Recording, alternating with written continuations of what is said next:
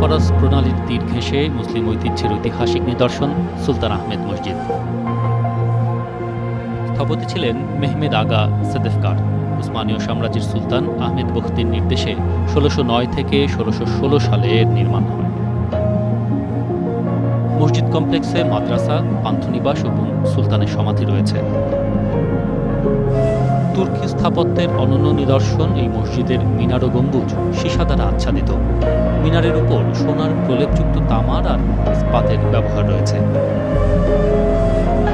মসজিদের ৬টি দৃষ্টিনন্দন মিনার এবং ৪৩টি গম্বুজ শৈল্পিক স্থাপত্যের অনন্য নজির।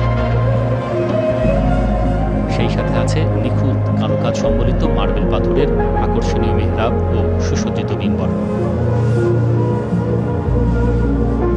মসজিদের অভ্যন্তরে প্রতি সারিতে যুক্ত প্রায় ২০,০০০ টাইলসে ফুল ও লতাপাতার কারুকাজ। একসাথে ১০,০০০ মুসল্লি এখানে জমায়েত হতে পারেন। ইস্তাম্বুলের অন্যতম জনপ্রিয় স্থান, মুসলিম ঐতিহ্যের গর্ব সুলতান আহমেদ মসজিদ কোটি মানুষের আকর্ষণ স্থল।